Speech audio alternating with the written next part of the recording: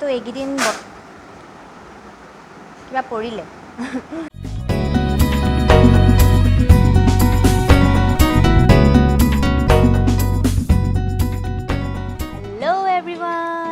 পুনৰবাৰ আপোনালোকক মোৰ চেনেললৈ স্বাগতম জনাইছোঁ। Welcome back to Hendix kitchen. চ' কি খবৰ আপোনালোকৰ? খবৰ চাগে চবৰে ভালেই। তো এইকেইদিন ব্লগ দিব পৰা নাছিলোঁ আৰু গৰম পৰিছে যে বহুত এনেকৈ ব্লগ কৰি থাকিব মন নাযায়, কিন্তু ব্লগটোতো দিব লাগিবই। সপ্তাহত মই প্ৰথমতে 3টাকৈ ভিডিঅ' আপলোড কৰিম ভাবিলোঁ, তাৰপিছত কমি আহিলে 2টালৈ, এতিয়া লাষ্টত এটাকৈহে দিব পাৰিম চাগে।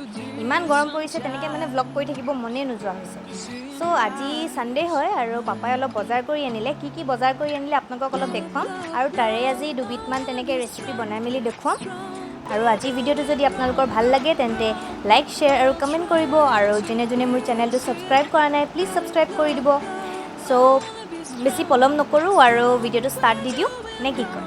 বজাৰৰ পৰা আনিলে এয়া ঔটেঙা, তাৰপিছতে এয়া দাংবডি আনিছে, তাৰপিছতে এইটো কোমোৰা, তাৰপিছতে এয়া পটল আনিছে, তাৰপিছতে বেঙেনা আৰু এয়া হৈছে কচু, তাৰপিছতে এয়া এইটো হৈছে আপোনাৰ এইটো কি বুলি কয়, এইটো কয় ভজা গুটি পাত।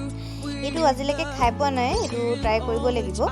তাৰপিছতে এয়া খুতৰা শাক, তাৰপিছত এইটো আকৌ কচু বা এয়া কণ জলকীয়া, তাৰপিছতে কলডিল আনিছে আৰু এইটো হৈছে আপোনাৰ জলকীয়া।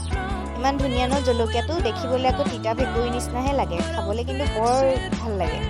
তাৰপিছত আৰু কিবা আছে নেকি? এইটো হৈছে গোল নেমু। তো এয়াই আৰু বজাৰ কৰি আনিছে। তো ইয়াৰ ভিতৰত এতিয়া কিবা এটা বনাম আৰু আজি মই বনাম ঔটেঙা। কোনে কোনে ঔটেঙা খাই ভাল পায় বাৰু কমেণ্ট কৰি জনাবচোন। আৰু আজি ঔটেঙা আৰু কচুৰে এখন মাছৰ আঞ্জা বনাম। তো চাই যাওক তেন্তে কেনেকৈ বনাওঁ। প্ৰথমে মই কচুকেইডোখৰ বইল কৰি ল'ম। এইটো আপোনাৰ 3টা বা 4টা চিটি মাৰি দিম। তাৰপিছতে মই মাছখিনি ফ্ৰাই কৰি ল'ম। মাছ ফ্ৰাই কৰিবতো আপোনালোকে চবেই জানেই। আপোনালোকে কোমলকৈ ফ্ৰাই কৰে নে টানকৈ ফ্ৰাই কৰে, আপোনালোকৰ হিচাপত ফ্ৰাই কৰি ল'ব। কিন্তু মাছৰ জোল বনালেতো প্ৰায় কোমলকৈ ফ্ৰাই কৰিলেও হয়, কাৰণ জোলত দিয়াৰ লগে লগে মাছটো আপোনাৰ কোমলেই হৈ যায় যে, সেইকাৰণে।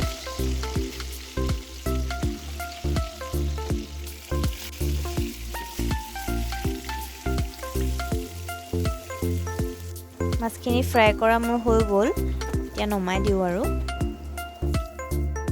এতিয়া কেৰাহীৰ পৰা অলপ তেল মই কাঢ়ি থ'লোঁ, কাৰণ তেলখিনি বেছি আছিলে যে। এতিয়া পিঁয়াজ আৰু জলকীয়া মই দি দিছোঁ। অলপ দেৰি ভাজি ল'ম। তাৰপিছতে মই দিম এয়া আদা নহৰু অকণমান খুন্দি থৈছিলোঁ, আদা নহৰু দি দিম এতিয়া। আদা নহৰু কেঁচা গোন্ধটো নোযোৱালৈকে অলপ দেৰি ভাজি ল'ম। তাৰপিছতে মই দিম হালধি দি আকৌ অলপ দেৰি ভাজিম। তাৰপিছতে মই বইল কৰি থোৱা কচুখিনি দি দিম। আৰু এই ভাজিকণ যে এই জোলকণ আপোনাৰ বিৰাট পটককৈ হৈ যায়, প্ৰায় আধা ঘণ্টাৰ ভিতৰত হৈ যায় আৰু কচুখিনি ইয়াত চাওকচোন ধুনীয়াকৈ সিজি গৈছে। কচু মানে আপোনাৰ কি হয়, এতিয়া যোনবোৰ কচু ওলায় সেইখিনি পটককৈ সিজি যায়। এতিয়া মই কচুখিনি অকণমান এনেকৈ ভাঙি দিছোঁ। গোটাকৈও থ'ব পাৰে বা ভাঙিও দিব পাৰে, মই এনেকৈ ভাঙি দিলে ভাল পাওঁ। কচুৰ লগত বইল কৰা পানীখিনি মই দি দিলোঁ। তাৰপিছতে অলপ লৰাই ল'ম আৰু অলপ পানী মই এড কৰি দিম। তাৰপিছতে মই এয়া ঔটেঙা চকলকৈ গুচাই থৈছিলোঁ, তাৰপিছতে ইয়াতে দি দিম।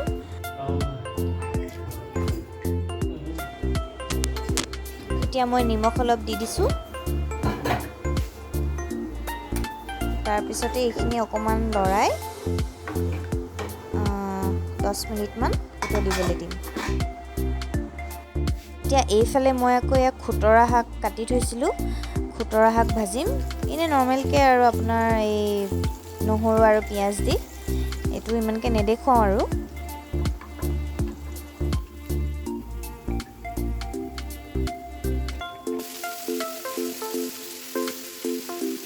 আগতে যে মই শাক চব্জি খাই ইমান ভালেই নাপাওঁ, অকল মাছ মাংস সেনেকৈ চলি থাকে।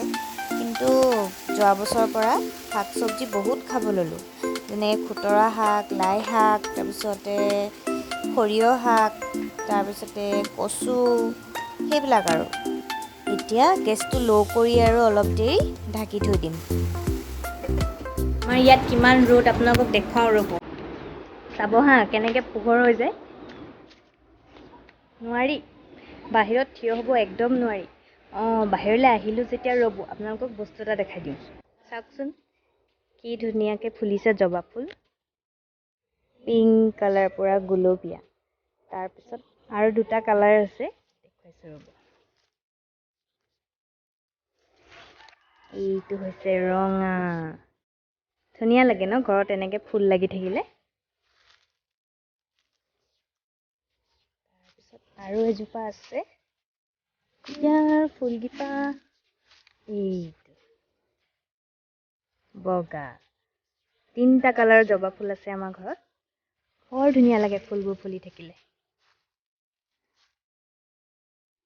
নাই, বাহিৰত একদম থাকিব নোৱাৰি দেই, বহুত গৰম।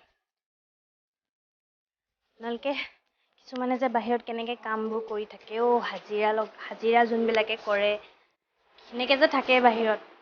পাহৰি গৈছিলোঁ, মোৰ তৰকাৰীকণ কি বা হ'ল চাওঁগৈচোন। এইখিনি ঔটেঙাখিনি সিজিছে অলম'ষ্ট। আচলতে এতিয়া ঔটেঙাখিনি কোমলীয়া হৈ থাকে যে, সেইকাৰণে পটককৈ সিজি যায়। এতিয়া মাছ কেইপিচ দি দিওঁ মই। মাছ কেইপিচ দি দিলোঁ, তাৰপিছতে অকণমান লাহেকৈ লৰাই দিছোঁ। তাৰপিছতে এতিয়া মই দিম জালুক অকণমান। জালুকৰ গুড়ি দিলে এই আঞ্জাখন বহুত ধুনীয়া হয় খাবলৈ। আৰু আপোনালোকে এই আঞ্জাকণ যোনে যোনে খোৱা নাই ট্ৰাই কৰিব, আৰু লাইফৰ অন্য এক মজা পাই যাব, বহুত টেষ্টি হয় খাবলৈ।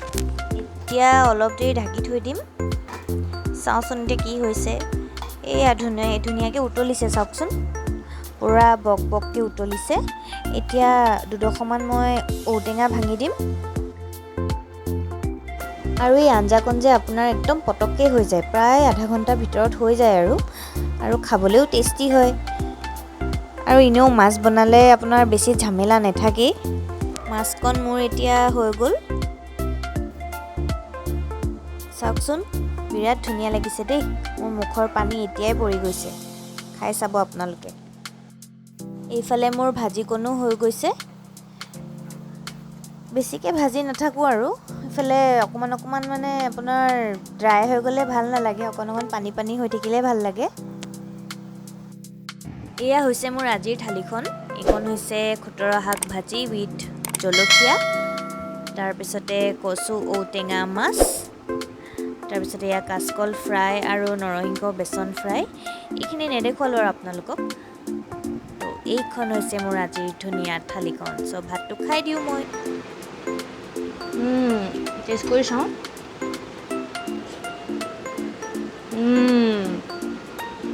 পুৰা টেঙা জ্বলা, খাই যাব আপোনালোকে এনেকৈ। আৰু গৰমৰ দিনত টেঙাটো খাই খুব ভাল লাগে। আৰু ঔটেঙাখিনি এতিয়া নতুনকৈ ওলাইছে যে, কুমলীয়া হৈ আছে, বিৰাটেই ভাল লাগে খাই, আৰু পটককৈ সিজিয়ে যায়।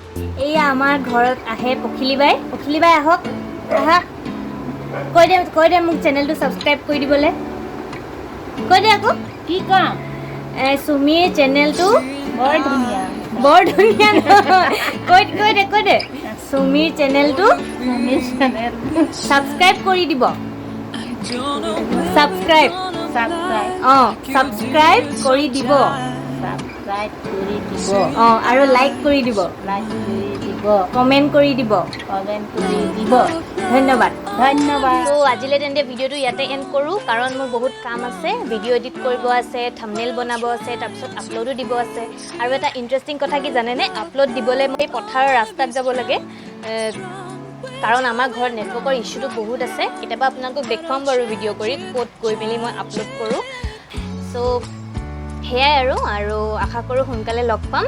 চ' ষ্টে ছেফ, ষ্টে হেল্ডি। আৰু এটা কথা, যোনে ছাবস্ক্ৰাইব কৰা নাই, প্লিজ মোৰ চেনেলটো ছাবস্ক্ৰাইব কৰি দিব, আৰু কাষত থকা বেল আইকনটো দবাই দিব। চ' বাই বাই।